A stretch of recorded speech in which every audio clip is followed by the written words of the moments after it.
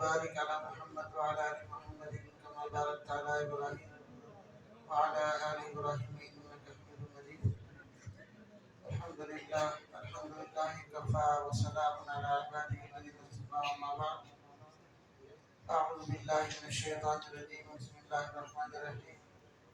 يا أيها الذين آمنوا إن تتقوا الله يجعل لكم فرقانا. صدق الله العظيم. وقال رسول الله صلى الله عليه وسلم: إن دين النصيحة قلنا لمن؟ قال لله ولكتابه ولرسوله ولأئمة المسلمين ولعامتهم، أو كما قال عليه الصلاة والسلام. پھر محترم دینی بھائیوں، صبح سے لے کر اس وقت تک آپ نے بہت سی دینی موضوعات پر انتہائی مفید باتیں سنی، اور ہمارے محترم ناز خان سے پہلے ہمارے کشمیر کے انتہائی عظیم عالم دین مولانا مفتی نذیر صاحب دامت برکاتہ کا مدرج خطاب بھی سنا۔ سچ اور حق تو یہ ہے کہ ان کے خطاب کے بعد اب گنجائش نہیں رہتی ہے، لیکن چونکہ ٹائم باقی ہے اور اصل تک اس اجتماع کو چلنا ہے، اس لیے یہ جو کچھ وقت بچا ہے اس میں مزید بھی باتیں کہنے کی کوشش کی جائے گی۔ اللہ ہم سب کو عمل کی توفیق عطا فرمائے۔ تین سراسر نعمت ہے۔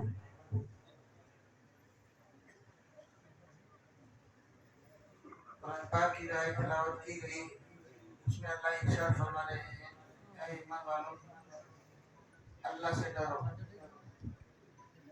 جب اللہ سے ڈرنا اور اللہ سے محبت کرنا آ جائے گا تو اللہ تمہارے اندر ایک امتیاز پیدا کر دے گی کہ تم حق اور باطل کو پہچاننے والے بن جاؤ گے۔ تمہاری طبیعت دینی طبیعت بنے گی۔ ساتھ میں نبی رحمت صلی اللہ علیہ وسلم کی ایک حدیث تلاوت کی گئی۔ اللہ کے رسول صلی اللہ علیہ وسلم کی عادت طیبہ تھی، آپ صحابہ کو ارشاد فرماتے تو بسا اوقات ایسا ہوتا کہ آپ اپنے جملوں کو تین بار دہراتے ہیں۔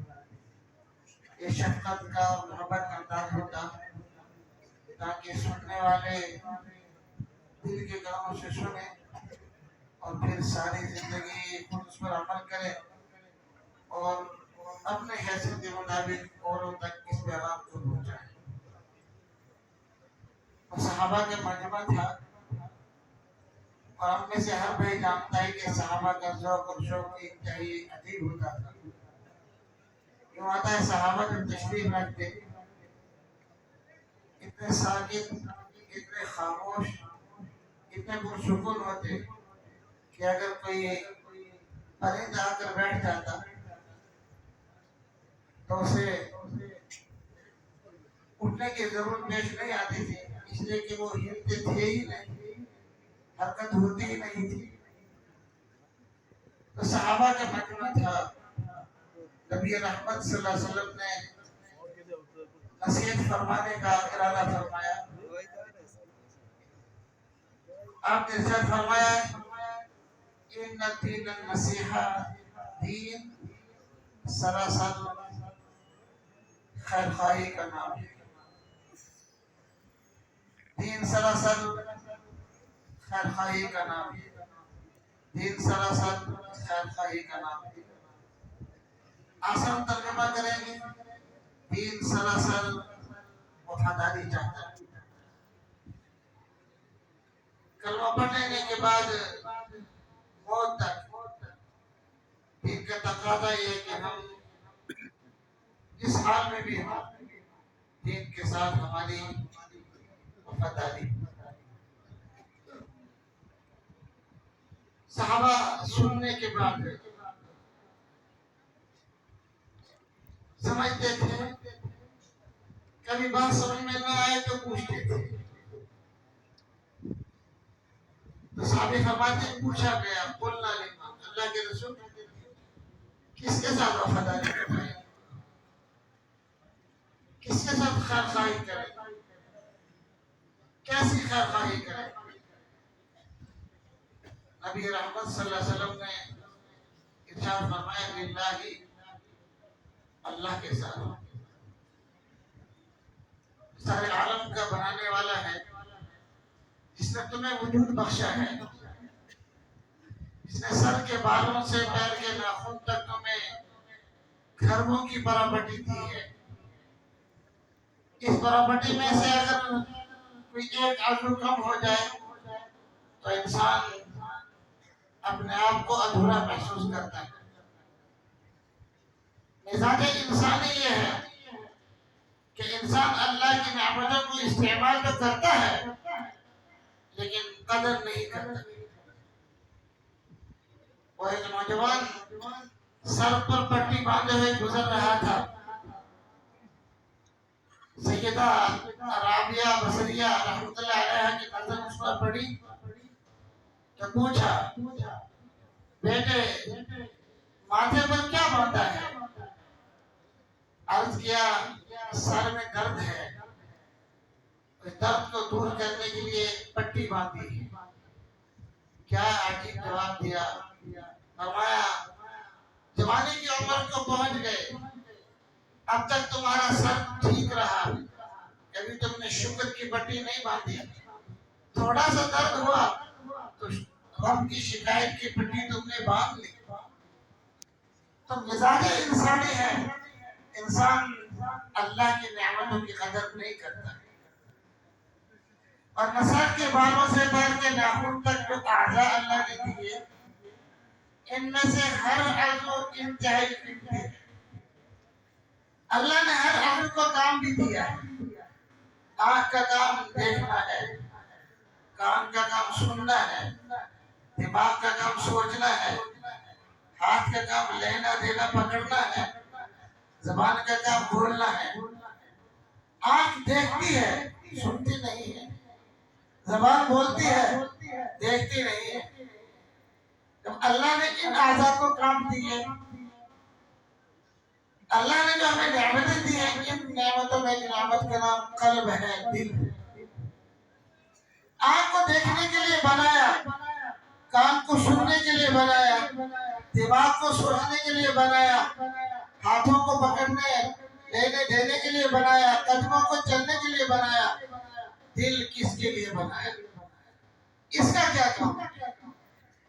آنکھ کا کام تو معلوم ہے، دماغ کا کام تو معلوم ہے، دانت کا کام بھی معلوم ہے، ناک کا کام بھی معلوم ہے، زبان کا کام بھی معلوم ہے، دل کا کیا کام ہے؟ اس کو کیوں بنایا گیا ہے؟ عظیم ترین نعمت ہے، خاص نعمت ہے، اندر رکھی گئی ہے۔ کیوں بنائی گئی ہے یہ نعمت؟ اللہ نے دل کو اپنی محبت کے لیے بنایا۔ اللہ نے دل کو اپنی محبت کے لیے بنایا ہے۔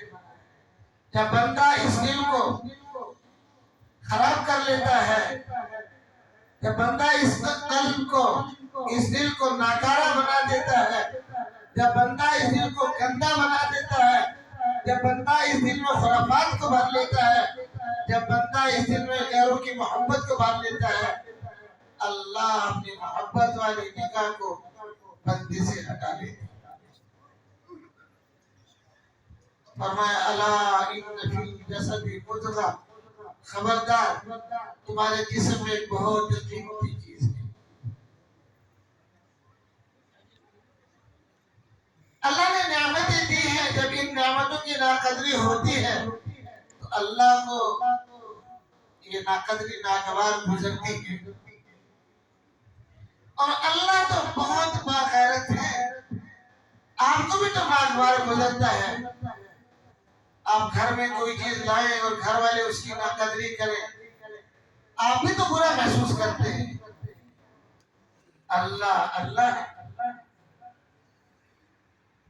قرآن میں یہ اللہ شکایت کرتے ہیں، وَلَقَدْ ذَرَأْنَا لِجَهَنَّمَ وَلَقَدْ ذَرَأْنَا لِجَهَنَّمَ كَثِيرًا مِنَ الْجِنِّ وَالْإِنسِ لَهُمْ قُلُوبٌ لَا يَفْقَهُونَ بِهَا وَلَهُمْ أَعْيُنٌ لَا يُبْصِرُونَ بِهَا وَلَهُمْ آذَانٌ لَا يَسْمَعُونَ بِهَا أُولَئِكَ كَالْأَنْعَامِ. عجیب بات ہے، بہت رحیم رب، بہت کریم رب، لیکن اللہ کی دی ہوئی نعمتوں کی ناقدری ہوتی ہے، غصہ آتا ہے. اللہ فرماتے ہیں ہم نے بہت سے لوگوں کو جہنم کا ایندھن بنایا، بہت سے پتھروں کو جہنم کا ایندھن بنایا. کیوں بنایا؟ کیوں بنایا ان کو ہم نے ایندھن؟ اس لیے کہ ہم نے انہیں نعمتوں میں پورا کے پورا بسایا. خالی نعمتیں دی نہیں، بسایا. وہی تعدو نعمت اللہ لا تحصوها. لیکن کچھ نعمتوں کا تذکرہ کیا اللہ کا. اللہ فرماتے ہیں ہم نے انہیں دل دیے تھے، اس دل کو وہ ہمارے قابل بناتے، اس دل میں ہماری یاد کو رکھتے، اس دل میں ہمارے پیغام کو رکھتے. نہیں رکھا ہو. لہم قلوب لا یفقہون بہا. ہم نے انہیں دل تو دیا لیکن انہوں نے سمٹ گارا، انہوں نے طرح طرح کی چیزیں اس قلب میں بھر لی ہیں. ان کی محبتیں غیروں کے ساتھ. اللہ کے ساتھ وفاداری کیا ہے؟ شرک نہ کیا جائے. اور ہر دور میں شرک بدلتا رہتا ہے، اور یہ خود قرآن کہتا ہے. مثلا نکایت عرض کرتا ہوں، افرائیت من اتخذ الہہ ہواہ. اللہ خود فرما رہے ہیں افرائیت من اتخذ الہہ ہواہ. کیا آپ نے اس شخص کو دیکھا جس نے اپنے خواہشات کو خدا بنا لیا؟ یہ آج کے دور کا شرک ہے. اللہ کے مقابلے میں آدمی اشیاء سے محبت کرنے لگ جائے. جس طرح خدا پر مر مٹنا تھا، جس طرح خدا کو چاہنا تھا، جیسی محبت اللہ سے کرنی چاہیے تھی، جیسا فرشتہ اللہ پر ہونا چاہیے تھا، جیسی چاہت اللہ کی ہونی چاہیے تھی، جیسی محبت اللہ کی ہونی چاہیے تھی. اللہ فرماتے ہیں ہمارے اس بندے نے ہماری محبت کو تو چھوڑ دیا، الہہ ہواہ، چاہتوں کو اپنا لیا. اس نے چاہتوں کو اپنا لیا. کوئی تعمیر کا شوق رکھتا ہے، کوئی دراہیم و دناری کا شوق رکھتا ہے، کوئی شکلوں کو چاہتا ہے، کوئی زمینوں کو چاہتا ہے، کوئی باغات کو چاہتا ہے، کوئی مکانات کو چاہتا ہے، کوئی حویلیوں کو چاہتا ہے. الگ الگ چاہتے ہیں. اور چاہتوں کا میدان بہت وسیع ہے، بہت وسیع ہے.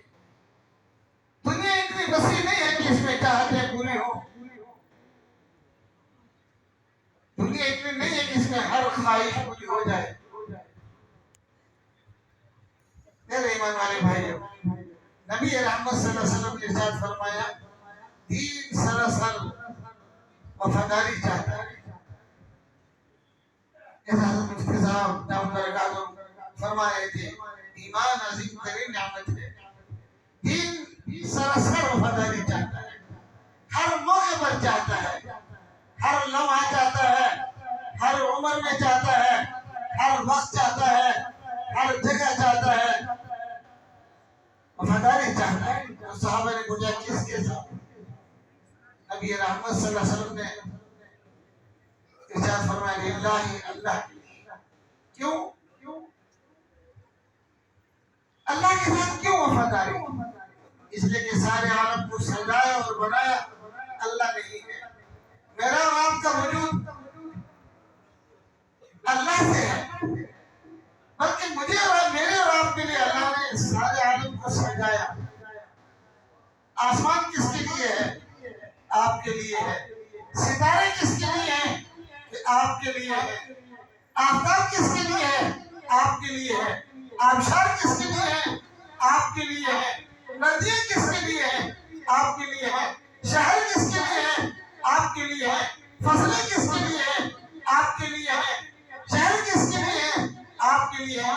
ان دنیا خلقت لکم، سارا عالم آپ کے لیے ہے. میرے ایمان والے بھائیوں، ہم اللہ کے لیے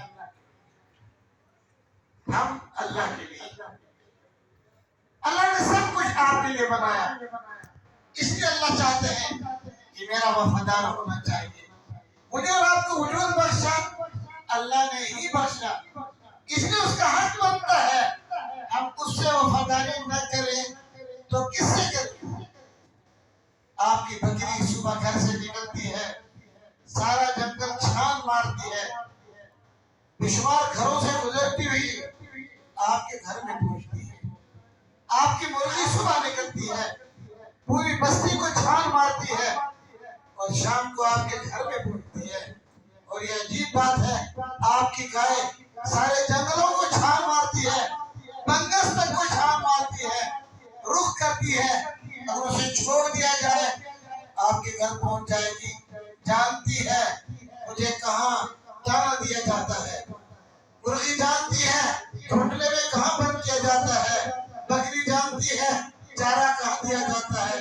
بس ایک انسان ہے، یا ایھا الانسان ما غرک بربک الکریم، جو کھاتا تو خدا کا ہے، دیکھتا تو خدا کی دی ہوئی آنکھوں سے ہے، سوچتا تو خدا کے دی ہوئے دماغ سے ہے، بولتا تو خدا کی دی ہوئی زبان سے ہے، چلتا تو خدا کے دی ہوئے قدموں سے ہے، لیتا اور دیتا تو خدا کے ہاتھ کی بات سے ہے، لیکن اسی کی نافرمانی بار بار ہوتی ہے، بار بار ہوتی ہے۔ اس لیے اللہ فرماتے ہیں ہم نے ان لوگوں کو جہنم کا ایندھن بنا دیا ہے۔ کیوں بنا دیا ہے؟ لَهُمْ قُلُوبٌ لَا يَفْقَهُونَ بِهَا، ہم نے انہیں دل دیے تھے لیکن انہوں نے دل کو صحیح استعمال نہیں کیا۔ ہم نے انہیں آنکھیں دی تھی لیکن انہوں نے اپنی آنکھوں کو ویران کر دیا۔ ان کی آنکھوں میں کیا کیا چلتا ہے بس ہم جانتے ہیں اور وہ جانتے ہیں۔ ہم نے انہیں کان دیے، ان کانوں سے انہیں ہمارے پیغام کو سننا تھا لیکن نہیں سنا، انہوں نے اپنے کانوں میں کالے کالے تار لگا لیے اور راتوں کو وہ کیا کیا سنتے ہیں ہم جانتے ہیں اور وہ جانتا ہے۔ اللہ فرماتے ہیں اولئک کالانعام، جلال آتا ہے اللہ کو، اللہ فرماتے ہیں یہ انسان نہیں ہے، یہ انسان نہیں ہے، یہ انسان نہیں ہے، اس لیے کہ اپنے معبود سے ہی سر پھرے ہوتے ہیں، یہ دینے والے کی نعمتوں سے ہی منہ موڑ رہے ہیں۔ اللہ فرماتے ہیں چاہیے تھا انہوں کہ ہماری نعمتوں کی قدر کرتے، ہم سے جڑے رہتے۔ اس لیے نبی رحمت صلی اللہ علیہ وسلم نے اس پاکیزہ عنوان سے صحابہ کو اور پھر مجھے آپ کو متوجہ کیا کہ دین النصیحہ، دین سراسر وفاداری چاہتا ہے۔ کم چاہتا ہے اور جب آپ نے شعور پکڑا اب سے لے کر موت تک دین چاہتا ہے ہم دین کے ساتھ وفاداری نبھائیں۔ کہاں نبھائیں؟ ہر لمحہ نبھائیں۔ کہاں نبھائیں؟ جہاں آپ نے کس طرح نبھائیں؟ جس طرح رسول رحمت صلی اللہ علیہ وسلم نے نبھانے کے لیے ارشاد فرما دیا ہے ہم اس طرح دین کے ساتھ وفاداری نبھائیں۔ اور یہ وفاداری سب سے پہلا نبھانا کیا ہے؟ شرک سے دور رہیں۔ اور میں نے عرض کیا کہ شرک خالی بتوں کا پوجنا نہیں ہے بلکہ ہر وہ چیز جو اللہ سے بندے کو محبت کے اعتبار سے دور کر دے وہ اس میں داخل ہے۔ جیسے خود قرآن کہتا ہے افرأیت من اتخذ الہہ ہواہ، کیا آپ نے دیکھا اس شخص نے اپنے چاہتوں کو کس طرح اس نے خدا بنا لیا ہے، کس طرح اپنے معبود بنا لیا ہے۔ جو محبت ہم سے کرنی چاہیے تھی وہ ہمارے غیر سے محبت کر رہا ہے۔ اللہ کے ساتھ ہر وقت جڑا رہے آپ۔ کیسے جڑے؟ فرائض کی، جو فرائض ہیں انہیں پابندی سے نہ کریں۔ پھر کیسے جڑے؟ کہ کچھ وقت نکالے، کچھ وقت نکالے۔ پیغمبر مصطفیٰ فرمایا موتو قبل ان تموت حاسبو قبل ان تحاسبو، مرنے سے پہلے مرو، حساب کرنے سے پہلے حساب کرو۔ کوئی لمحہ تو 24 گھنٹے میں ایسا ہونا چاہیے جب آدمی تنہائی میں بیٹھ کر سوچے کہ خدا نے کتنی نعمتیں مجھے دی اور میں کیا خدا کو تابعداری فرمانبرداری کی شکل میں ادھر سے میں کیا کر رہا ہوں۔ 24 گھنٹے میں کچھ وقت تو ایسا ہونا چاہیے آپ اس کا نام مراقبہ رکھ لیں، آپ اس کا نام محاسبہ رکھ لیں، آپ اس کا نام محاقبہ رکھ لیں، آپ اس کا نام کچھ بھی رکھ لیں۔ 24 گھنٹے میں کچھ منٹ تو ایسے ہونی چاہیے آپ بیٹھ کر سوچیں کہ اگر آج ہے میری زندگی کا آخری وقت آ جائے میرے پاس کیا ہے. کچھ وقت تو ایسا ہونا چاہیے جب آدمی ہو اور اللہ سب سے کٹ کر سب سے ہٹ کر یکسوئی کے ساتھ بیٹھ کر کچھ دیر ہو تو آدمی اللہ کے نام کو بار بار دہرائے تاکہ قلب کے اندر کی گندگی صاف ہو، تاکہ قلب پاکیزہ بنے، تاکہ قلب میں جلا پیدا ہو، تازگی پیدا ہو. ساتھ میں فرمایا نبی رحمت صلی اللہ علیہ وسلم نے دوسرے نمبر پر فرمایا الدین النصیحہ، دین سراسر خیرخائی چاہتا ہے. صحابہ نے پوچھا اللہ کے جن کس سے؟ فرمایا اللہ سے. پھر کن سے؟ ولی کتاب ہی، اللہ کی کتاب کے ساتھ. دین وفاداری چاہتا ہے، دین وفاداری چاہتا ہے. کس سے وفاداری چاہتا ہے؟ ہم اللہ سے وفاداری کریں، اللہ کے قرآن سے وفاداری کریں. اسی قرآن کی نسبت سے آج کی مبارک مجلس اس وقت رواں دواں ہے. ادارہ نہ ہوتا تو اتنے بھائیوں سے آپ دینی گفتگو نہ سنتے، ادارہ نہ ہوتا تو ہمارا اس طرح مل بیٹھنا نہ ہوتا، ادارہ نہ ہوتا تو یہ خوشنما پگڑیاں ان بچوں کے چہروں پر سروں پر نہ ہوتی، ادارہ نہ ہوتا تو یہ ماحول بھی نہ ہوتا. یہ ادارہ کس کی نسبت سے ہے؟ کتاب اللہ کی نسبت سے. کتاب اللہ کیا ہے؟ کتاب اللہ بل ہوا قرآن مجید فی لوح محفوظ. اللہ کی ذات سے نکلا ہوا کلام ہے. حدیث بات میں آتا ہے کل اللہ رب العالمین جب ساری امتوں کو جمع کر دیں گے، جہنم والے جہنم میں چلے جائیں گے، جنت والے جنت میں چلے جائیں گے، پھر اجتماع بلایا جائے گا. اللہ لوح محفوظ سے سوال کریں گے، لوح محفوظ میں نے تمہیں ایک امانت دی تھی، بتاؤ اس امانت کو تم نے کیا کیا؟ لوح محفوظ عرض کرے گا الہ العالمین میں نے آپ کے حکم سے اس کو جبریل امین کے حوالے کر دیا تھا. سیدنا جبریل امین کو طلب کیا جائے گا، جبرائیل تم نے لوح محفوظ سے جو امانت لی تھی قرآن کی شکل میں اس کو کیا کیا؟ وہ عرض کریں گے الہ العالمین میں نے آپ کے حکم سے جناب محمد رسول اللہ صلی اللہ علیہ وسلم تک اس کتاب کو پہنچا دیا تھا. نبی رحمت صلی اللہ علیہ وسلم کو بلایا جائے گا، آپ کے لیے کرسی بچھائی جائے گی، انبیاء کی کرسیاں لگی ہوئی ہوگی، اللہ اپنے عظیم تخت پر ہوں گے. اللہ پوچھیں گے محمد صلی اللہ علیہ وسلم جبرائیل نے آپ کو امانت حوالے کی تھی، بتائیے وہ امانت کہاں گئی؟ اللہ فرمائیں گے، اللہ کے رسول فرمائیں گے میں نے آپ کے حکم سے وہ امانت اپنی امت کے حوالے کر دی تھی.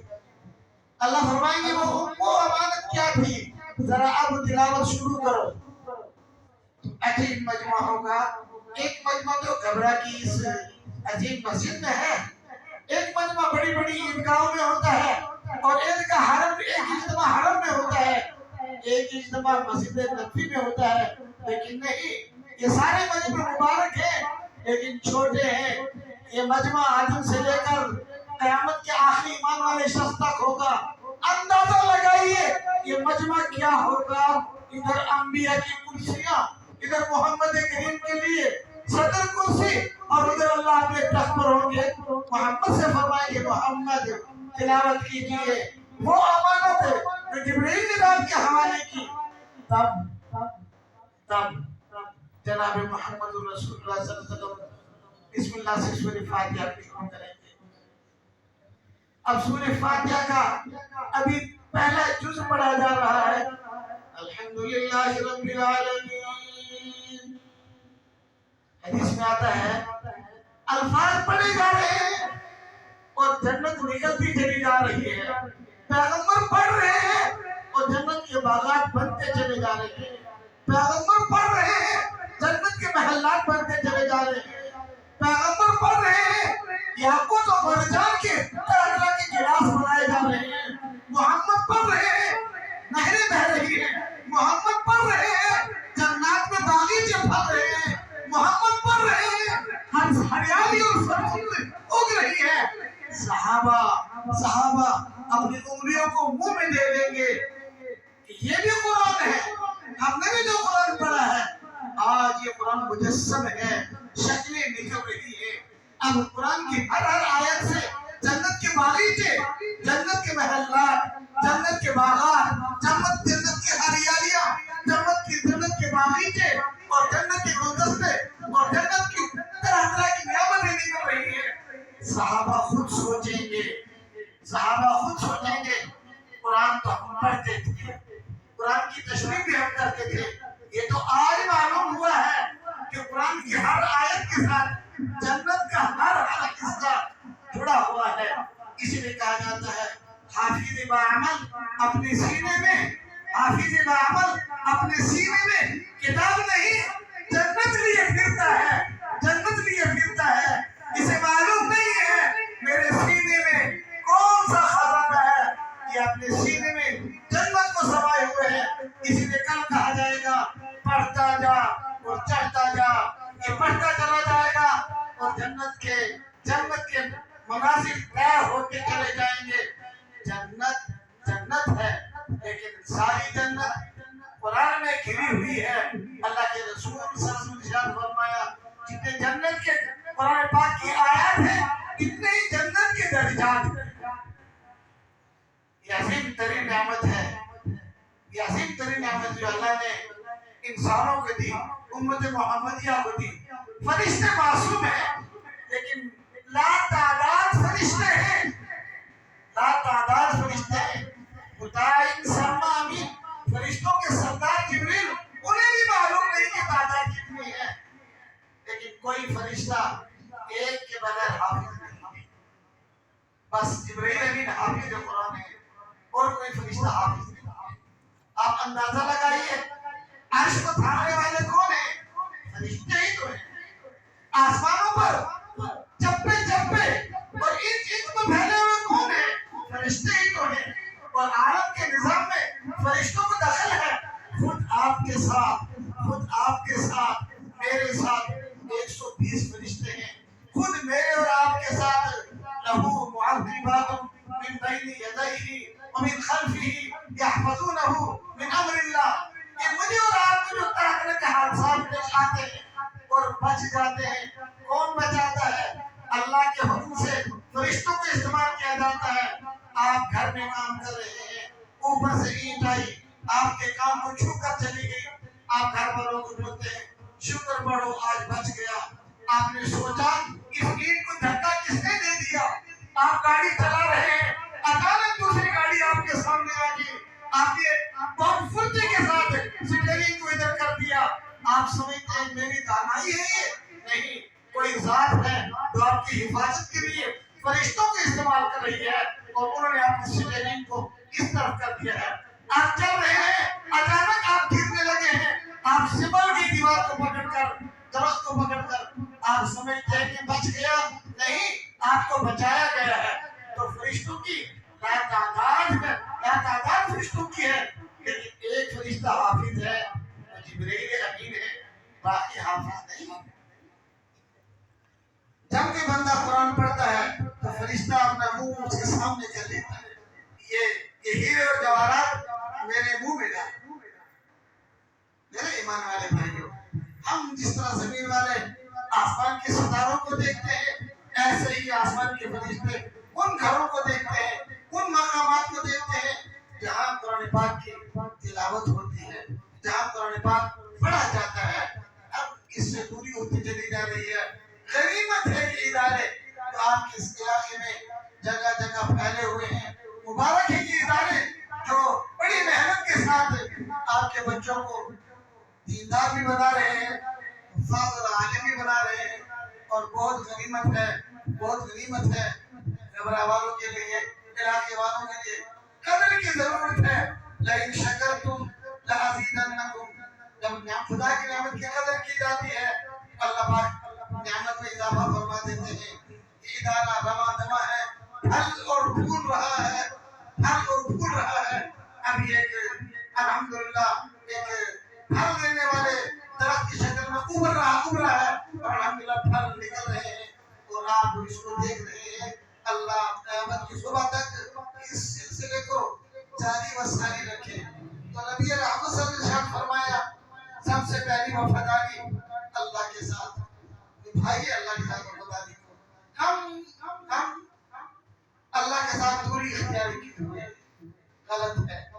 اللہ کے ساتھ جڑیے، اللہ کے قریب آئیے اور اللہ کی کتاب کو پڑھیے، اللہ کی کتاب کو سمجھیے، اللہ کی کتاب کو پھیلائیے، اللہ کی کتاب کا حق ادا کیجیے، اللہ کی کتاب کے حکم پر اپنی زندگی کو گزاریے۔ قرآن پاک عجیب ترین کتاب ہے، عجیب ترین کتاب ہے۔ قوموں نے اس کو لیا تو قومیں عروج پر پہنچی، اور جن قوموں نے اس سے اعراض کیا، اللہ تو خود قرآن میں کہتے ہیں وَمَنْ أَعْرَضَ عَنْ ذِكْرِي فَإِنَّ لَهُ مَعِيشَةً ضَنكًا وَنَحْشُرُهُ يَوْمَ الْقِيَامَةِ أَعْمَىٰ۔ اللہ فرماتے ہیں جس نے قرآن سے منہ موڑ لیا، جس نے یہ سمجھا کہ میرے بچوں کی پہلی ترجیح دنیاوی تعلیم ہے، جس کے دماغ میں یہ بات آئی کہ زیادہ وقت دنیاوی تعلیم کو دینا چاہیے، جس کے ذہن میں یہ بات آئی کہ یہ بہت زیادہ ضروری ہے، اعراض کیا، قرآن پاک سے اپنے آپ کو دور رکھا، خدا نہ کرے ایسا ہو۔ اللہ وارننگ دیتے ہیں دو قسم کی۔ پہلی وارننگ دیتے ہیں اس آدمی کو، اللہ کے رجحان میں ایسا آدمی نہ ہو۔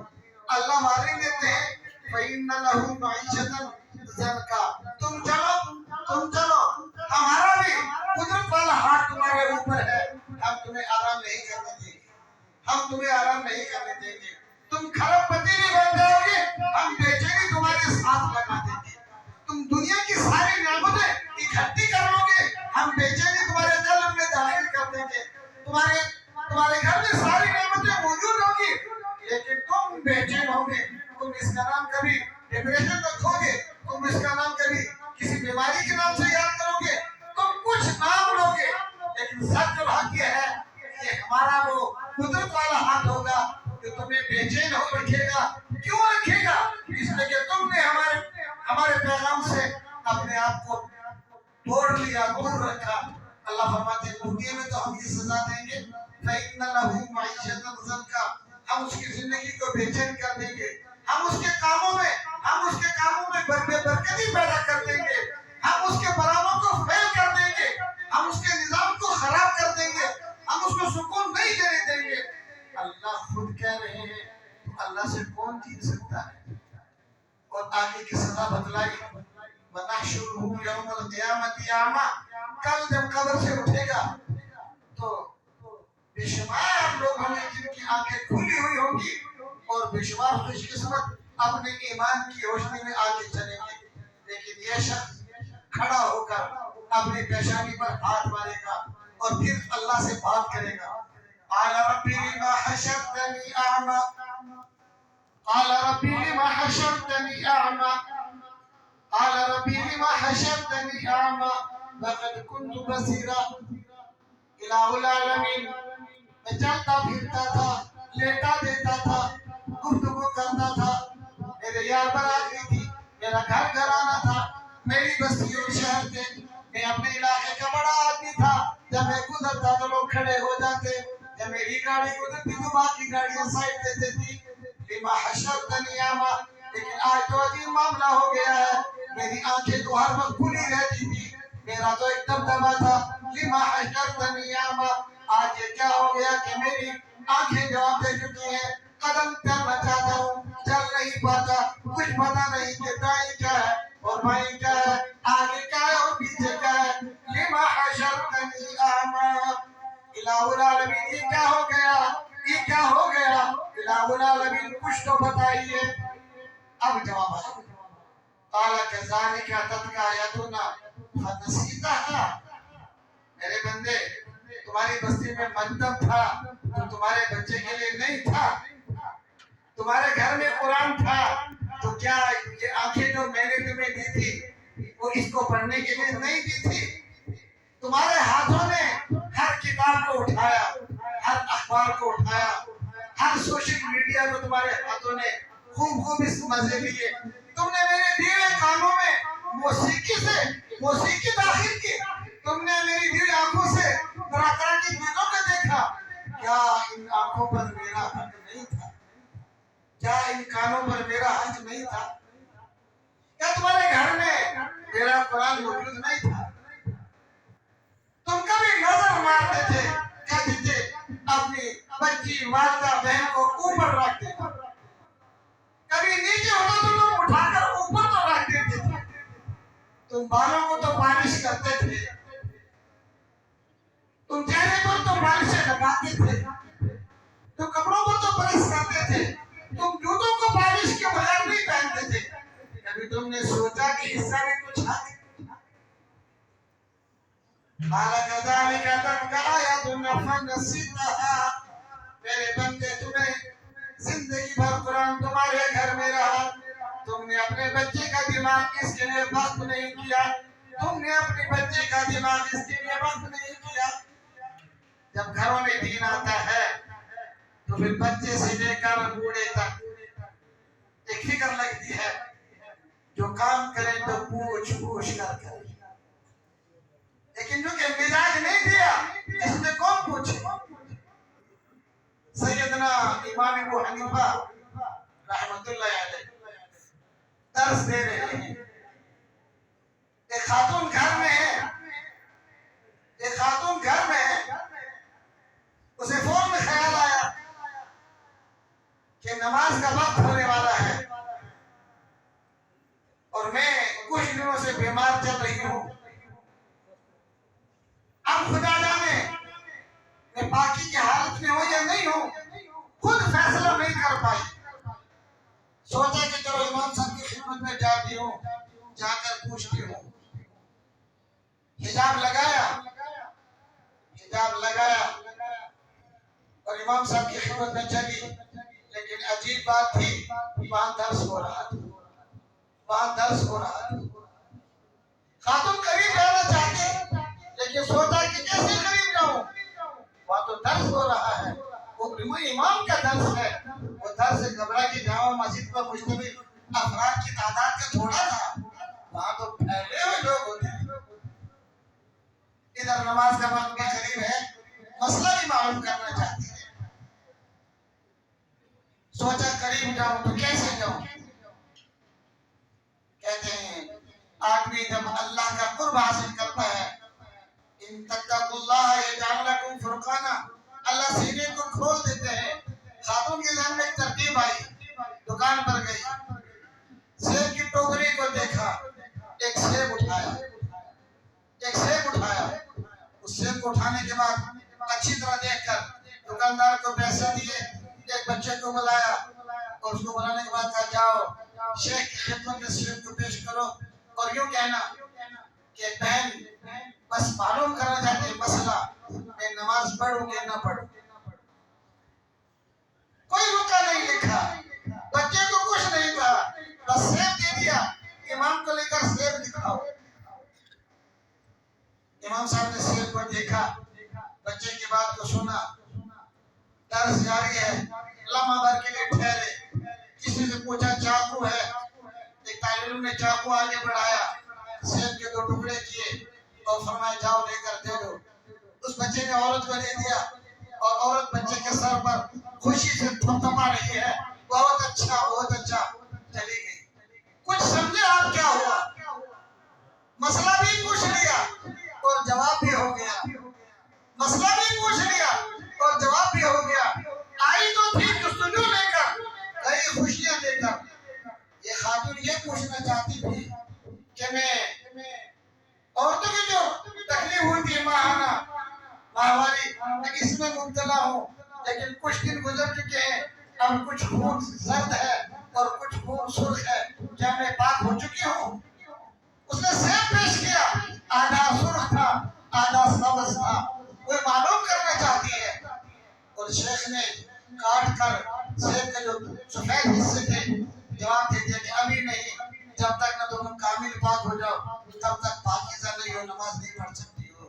یہ مزاج کیا ہوتا ہے جب گھروں میں قرآن دیا جاتا ہے، جب قرآن پڑھا جاتا ہے؟ یہ بستی تو پھر بھی مبارک ہے، یہاں بچیاں بھی پڑھ رہی ہیں، عالمہ بن رہی ہیں، یہ بھی ہمارے احباب جن کے سروں پر یہ دستار عظمت ہے، یہ دستار فضیلت ہے، یہ دستار عظمت ہے۔ میں ان سے گفتگو کر چکا ہوں، ان بھائیوں سے کروں گا۔ یہ لٹھک کا کپڑا نہیں ہے، یہ 3 گز کپڑا نہیں ہے، یہ ان کے سروں پر کشمیر کے مفتی اعظم نے ایک ذمہ داری ڈالی ہے۔ مجھے لگتا ہے ان کے پاس وقت نہیں تھا، وہ ان کو الگ بٹھا کر کچھ کہنا چاہتے تھے۔ میں طالب علم ہوں، وہ کہتے تو علمی بات کہتے، میں طالب علم باتیں عرض کروں گا۔ اپنے بھائیوں کو سب سے پہلے مبارکباد دیتا ہوں۔ اس زمانے میں جب لوگ اپنے بچوں کو بینسٹر بنانا چاہتے ہیں، انہوں نے عالم حافظہ بنایا، ان سے اتنے ضرور کہوں گا یہ لٹھے کا کپڑا نہیں ہے جو ان کے سروں پر ہے، یہ لٹھے کا کپڑا نہیں ہے، یہ لٹھے کا کپڑا نہیں ہے۔ اس کپڑے کے لیے انہیں گھر میں جا کر کوئی خاص جگہ متعین کرنی ہے، پھر اس دستار کو بار بار دیکھنا ہے۔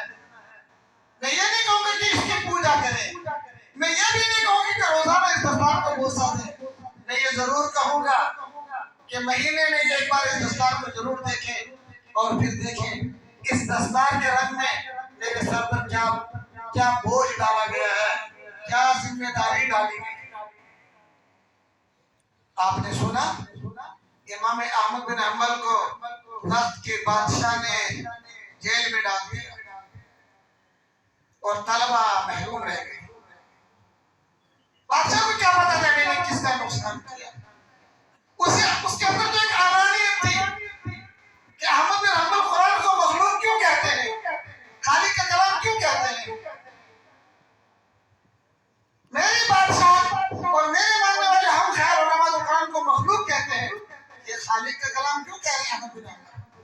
اسی پر انبن ہو گئی اور امام احمد بن حنبل کو جیل میں ڈال دیا گیا۔ گھبرا کے تمام آنے والے بھائیوں، بات کو توجہ سے سنیے، بات کو پھینکا نہیں جا رہا ہے، کہا جا رہا ہے اس لیے کہ میں بھی عمل کروں، آپ بھی دل پر لے کر جائیں اس کو۔ اس زمانے کے طالب علم ہوتے تھے، ان کی تو راتوں کی نیندیں اڑ گئی۔ انہوں نے جیل میں پرچہ لکھ کر بھیجا، شیخ بادشاہ کیا جانتا ہے کس کا نقصان ہوا ہے؟ امت کا بہت بڑا نقصان ہو گیا ہے کہ آپ کو جیل میں ڈال دیا گیا ہے، اب کیا بنے گا؟ شیخ نے فرمایا یہ راستہ ہے، جیل کی جس کوٹری میں مجھے ڈالا گیا ہے وہ راستے کے قریب سے گزرتی ہے، تمہارے جو سوالات ہوں لکھ دیا کرو اور صبح گائے بیل کے بہانے اس راستے سے گزرا کرو اور وہ پرچی اس سوراخ سے اندر ڈال دیا کرو، میں جواب لکھ کر بھیجا کروں گا۔ اس طرح بھی علم چلتا رہے گا، اس طرح بھی علم چلتا رہے گا۔ یہ ترتیب طلبہ کو پسند آئی، لیکن کچھ دنوں کے بعد ان طلبہ نے دیکھا تو بکری اور گائے بہانے کے طور پر لے کر چلتے تھے اور اپنے سوالات کو لکھ کر اندر ڈال دیتے تھے۔ دیکھا کہ شیخ کی آنکھیں سرخ ہیں، شیخ کا چہرہ غم زدہ ہے، تو ایک پرچی پر سوال لکھا گیا کہ امام وقت کیا بات ہے، آپ کا چہرہ غم زدہ اور آپ کی آنکھیں سرخ ہیں، حالانکہ آپ تحمل کے پہاڑ ہیں، کیا آپ راتوں کو نیند نہیں کرتے؟ کیا کوئی ایسی تکلیف لاحق ہو گئی ہے آپ راتوں کو بیدار رہتے؟ بس عجیب جواب دیا اس پرچی کے جواب میں کہ کیا آپ کو کوئی تکلیف لاحق ہو گئی ہے، آپ راتوں کو سوتے نہیں ہیں، آپ کی آنکھیں سرخ ہیں، آپ کے چہرے پر غم زدگی کی کیفیت ہے، کیا کسی طبیب کو بلایا جائے آپ کے لیے؟ جواب لکھا نہیں، ایسا نہیں۔ میرے عزیز طلبہ، تم مجھے سنانا چاہتے ہو جبکہ امت اس لیے سو رہی ہے، انہیں اعتماد ہے کہ کوئی جاگ رہا ہے ان کے لیے۔ تم مجھے سنانا چاہتے ہو جبکہ امت اس لیے راتوں کو سوتی ہے، انہیں اعتماد ہے کوئی جاگ رہا ہے۔ میں ان کے لیے نہ جاگوں تو پھر امت سو جائے گی، وہ تو میرے اعتماد پر سو رہی ہے، کوئی جواب دینے والا ہے۔ تو میں ان احباب سے کہوں گا جن کے سروں پر یہ پاکیزہ عظمت والا دستار ہے، میں اس کو کپڑا نہیں مانتا، خدا گواہ ہے اس مسجد میں بیٹھ کر کہتا ہوں میں اس کو کپڑا نہیں سمجھتا، میں اس دستار کو کپڑا سمجھتا ہوں، میں اس کو سمجھتا ہوں. اگر آپ مجھ سے اس کی قیمت لگائیں گے، لاکھ نہیں ہے، 2 لاکھ نہیں ہے، 10 لاکھ نہیں ہے. میں ایک سوال کرتا ہوں آپ سے، کتنے ہی لوگ ایسے ہیں جو اپنے بچوں کو حافظ بنانا چاہتے ہیں لیکن مقدر نہیں. اور علماء کی مجمع میں ذمہ داری سے کہوں گا، کتنے ہی عالم ایسے ہیں جو اپنے بچوں کو حافظ بنانا چاہتے ہیں لیکن مقدر نہیں. پھر اس دستار کی قیمت کیا لگائیں گے آپ؟ یہ من جانب اللہ ہے، یہ انتخاب ہے، یہ انتخاب ہے. یہ نہ ان کا کمال ہے، نہ ان کے مدرسے کا کمال ہے، نہ آپ کا کمال ہے. یہ من جانب اللہ انتخاب ہوتا ہے. تمہیں پڑھنا ہے، تمہارے سر پر دستار ہے. اب آگے ان کا کام ہے، یہ انتخاب کی قدر کرتے ہیں یا نہیں کرتے ہیں. یہ ان کا کام ہے، یہ انتخاب پر شکر کرتے ہیں نہیں کرتے ہیں. یہ ان کا کام ہے، یہ اس کو رٹھے کا کپڑا سمجھتے ہیں. اس دستار کی قیمت نہیں ہے. اگر اس کی قیمت آپ لگانا چاہیں گے، میرے دل سے پوچھئے، لاکھ اس کی قیمت نہیں ہے. لاکھ اس کی قیمت نہیں ہے. اگر آپ مجھ سے اس کی قیمت لگانا چاہیں گے، خدا کو حاضر ناظر رکھ کر کہتا ہوں، 1 لاکھ کوئی قیمت نہیں ہے اس دستار کی. یہ نہ سمجھے میرے پاس کیا علاج ہے، یہ بھی نہ سمجھے کہ میرے پاس کیا علاج ہے. ان احباب کو سمجھنا چاہیے، یہ عظمت خدا کسی کسی کو دیتا ہے. یہ سعادت بزور بازو نہیں، یہ سعادت خود بخود نہیں ملتی ہے، بس انتخاب ہو جاتا ہے، بس انتخاب ہو جاتا ہے. آپ نے دیکھا ابو جہل کا انتخاب نہیں ہوا، نہیں ہوا. اسی مسجد میں ایک بار میں نے عرض کیا ہے، ابو جہل کی ماں طواف کر رہی تھی. طواف کرتے کرتے درد سے ہوا اور مطاف میں بیٹھی اور یہ بچہ پیدا ہو گیا. ذرا سوچئے، ذرا سوچئے، دماغ پر توجہ دیجئے. خاتون طواف کر رہی ہے، قریش کی خاتون ہے، مطاف میں کر رہی ہے. یہی درد ہوتا ہے، یہی بچہ پیدا ہو جاتا ہے. ابو الحکم نام رکھا جاتا ہے، ابو جہل کہا جاتا ہے. انتخاب نہیں ہوا، انتخاب نہیں ہوا. ادھر بلال خدا جانے کس کوٹھے میں ان کی پیدائش ہوئی ہوگی، محل میں نہیں. ان کی سوانح بتا دیا کہ محل میں نہیں، کس کوٹھے میں وہ پیدا ہوئے ہوں گے.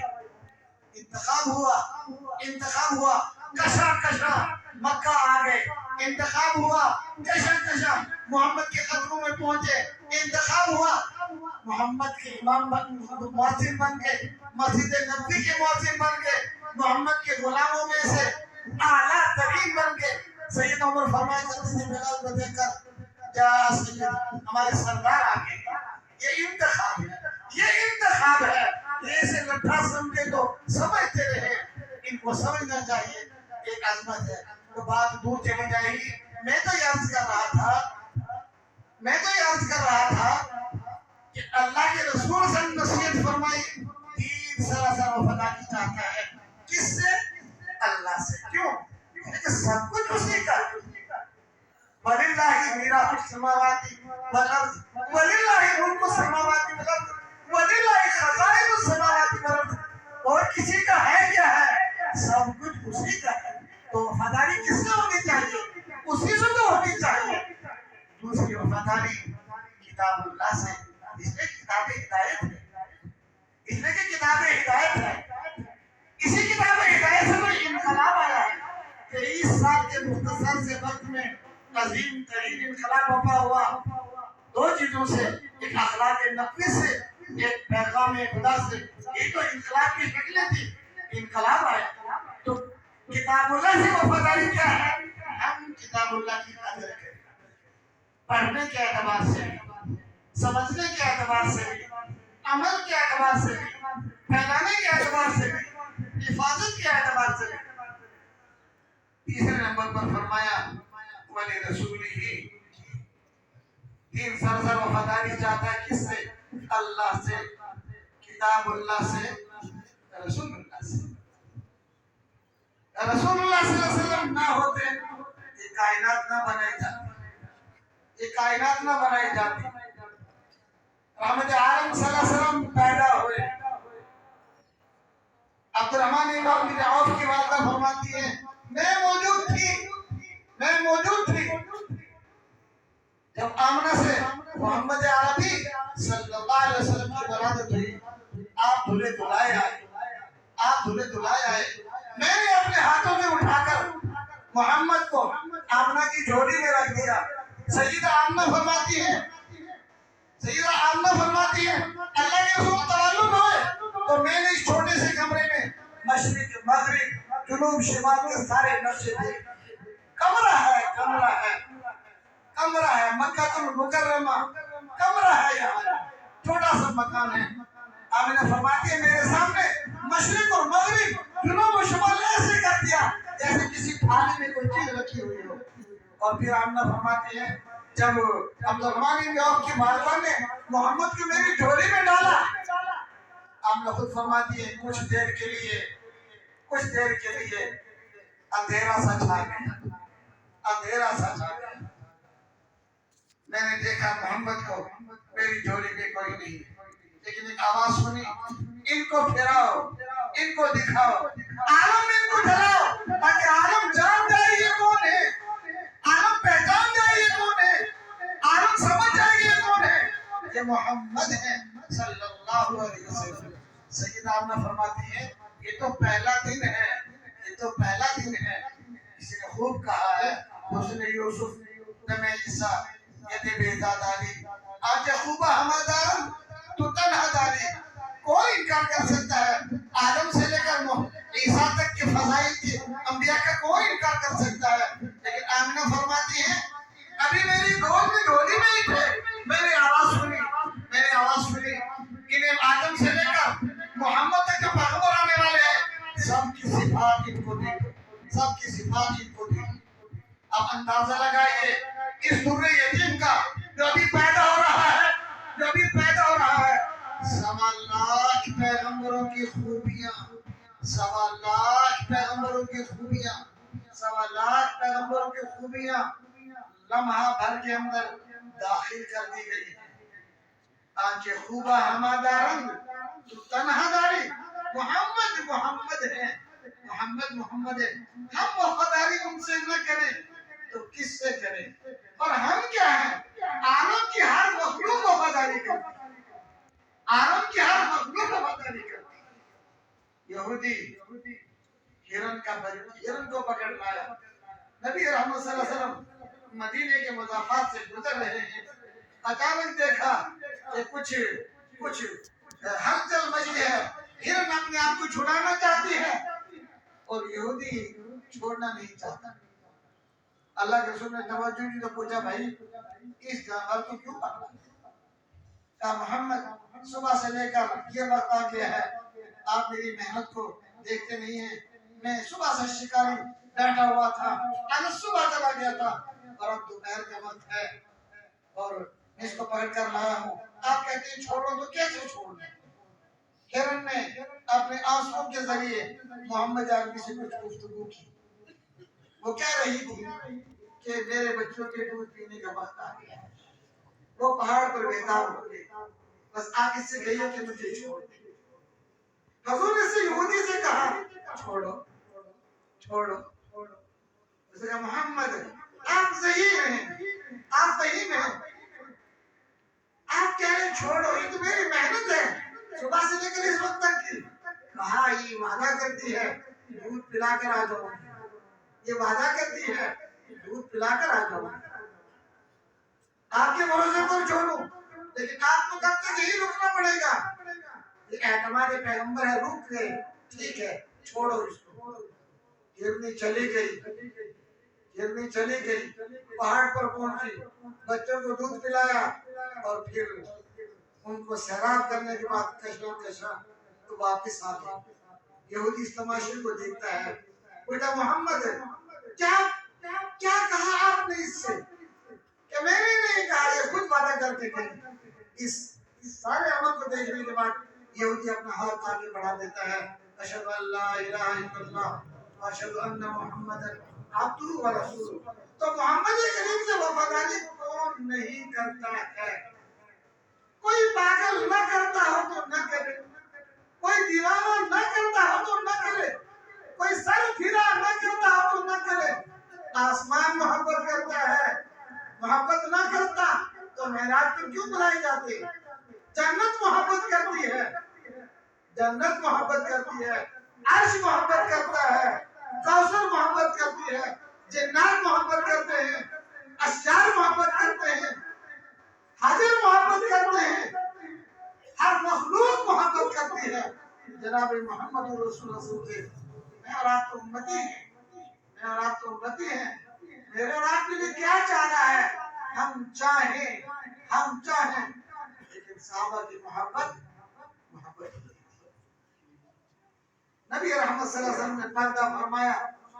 نبی رحمت صلی اللہ علیہ وسلم نے پردہ فرمایا. مدینے میں سوموار کا دن ہے, چاش کا وقت ہے, آپ نے پردہ فرمایا. اور پھر مدینے میں کوہرام مچا.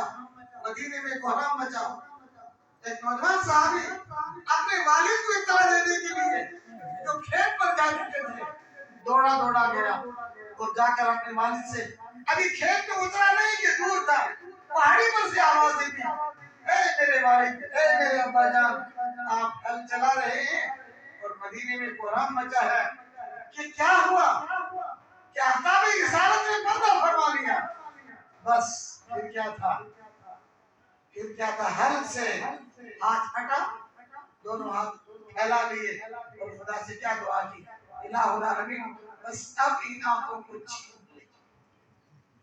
اس لیے کی کہ محمد کریم کو دیکھتی تھی. اب وہ ستارہ پردہ فرما دیا, اب نہیں چاہیے. ادھر دعا مانگی ادھر قبول ہوگی. اور ان کاموں کی سماعت کی مجھے ضرورت نہیں. سن لیا جو سن لیا اس لیے تھے کہ ارشاد رسول سنا کرتا تھا, بس اب سن لیا, چھین لے اس نعمت کو بھی, چھین بھی. یہ بھی تو ادا ہے, یہ بھی تو محبت ہے. تو محبت کیا ہے؟ پل پل سامنے رہے, پل سامنے رہے. یہ محمد ہے. کیا کہہ رہے ہیں محمد کریم صلی اللہ علیہ وسلم اس عمل کے بارے میں؟ تو فرمایا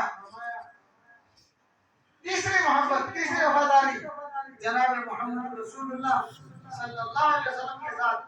کیسی محبت؟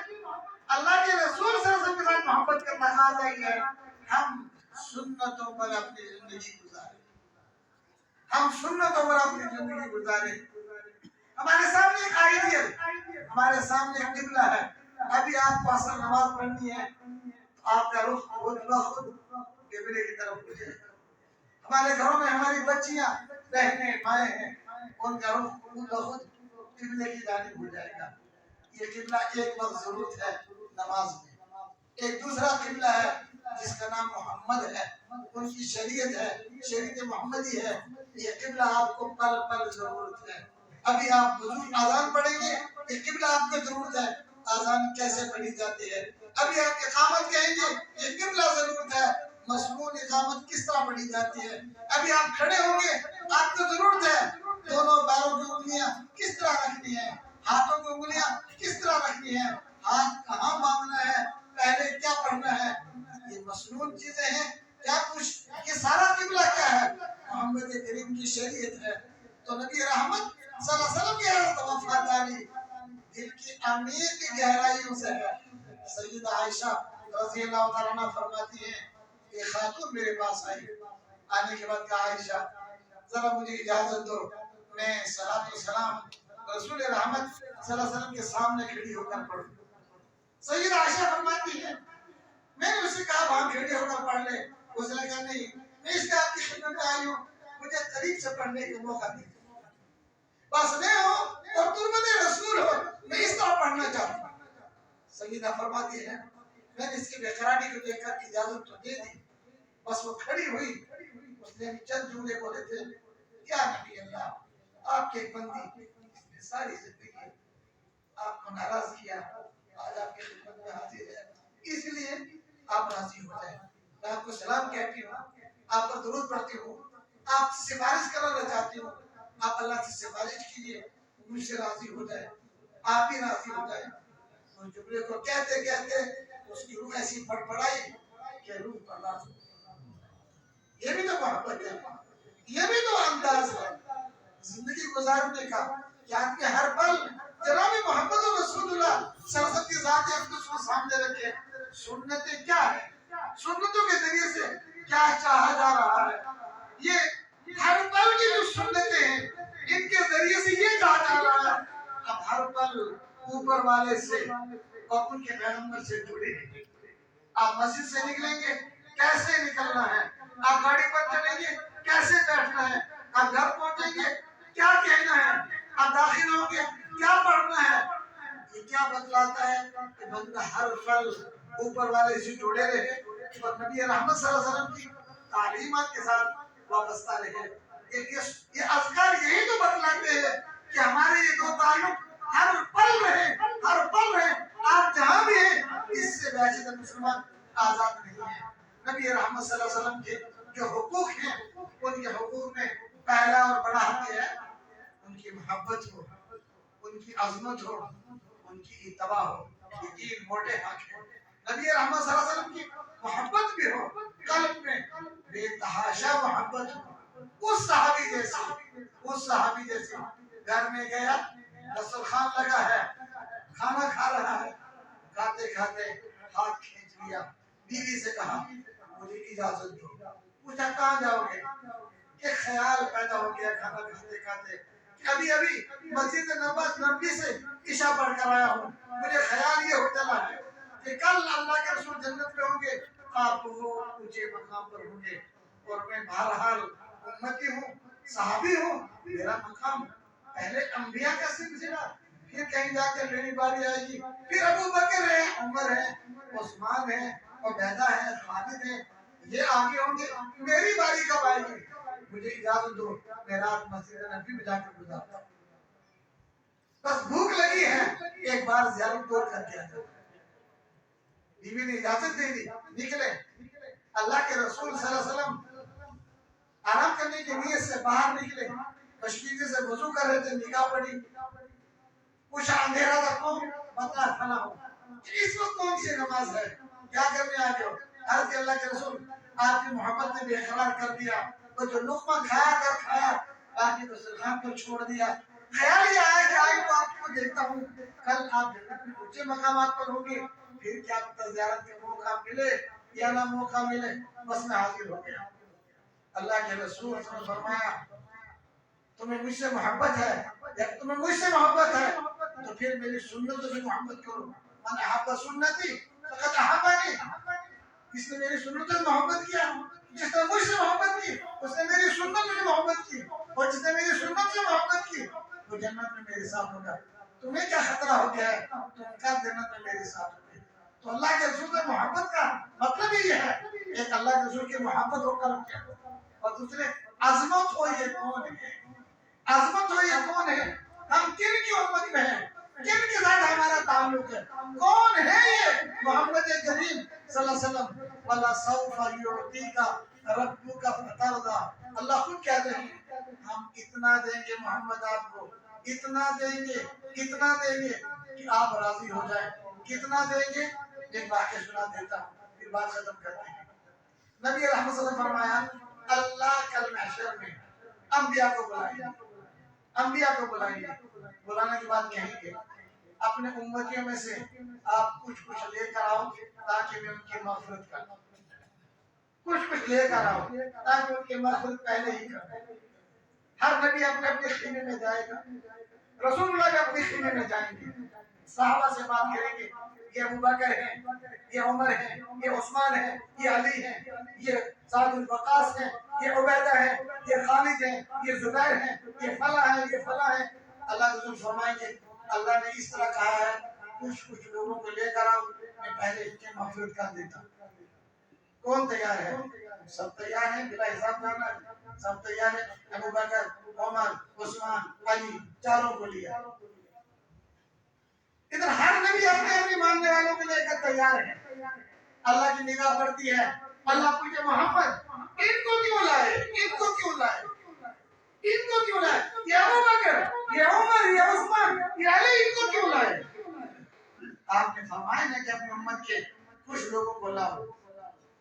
اللہ فرمائے کہ محمد یہ تو بخشے بخشائے ہیں، ان کو لاؤ جن کی مغفرت مشکل میں پڑنے والی ہے، ان کو لاؤ جو مسجد کبھی جاتے نہیں تھے، ان کو لاؤ جو مجھ سے محبت تو رکھتے تھے، ایمان تو رکھتے تھے، لیکن اعمال میں کمزوریاں تھیں، ان کو لاؤ۔ ان کو کہاں لے آئے؟ ابو بکر کو کہاں لے آئے؟ عمر کو کہاں لے آئے؟ یہ تو میرے پسندیدہ ہیں، ان کو کہاں لے آئے؟ ان کو لاؤ جن سے کبھی ناراضگی اور کبھی راضی چلتی رہتی تھی، ان کو لاؤ جو کبھی مجھے چاہتے تھے کبھی مجھ سے دور ہو جاتے تھے، ان کو لاؤ جو کبھی مجھ سے مانگتے تھے اور کبھی غیر کی طرف چلے تھے، ان کو لاؤ۔ اب جناب محمد عربی صلی اللہ علیہ وسلم اپنے خیمے میں آئیں گے اور کہیں گے اٹھو آپ گنہگارو، کون کون ہے جو میرے ساتھ چلنا چاہتا ہے؟ پھر کیا ہوگا؟ پھر پورا کا پورا مجمع چل پڑے، پورا کا پورا مجمع چل پڑے۔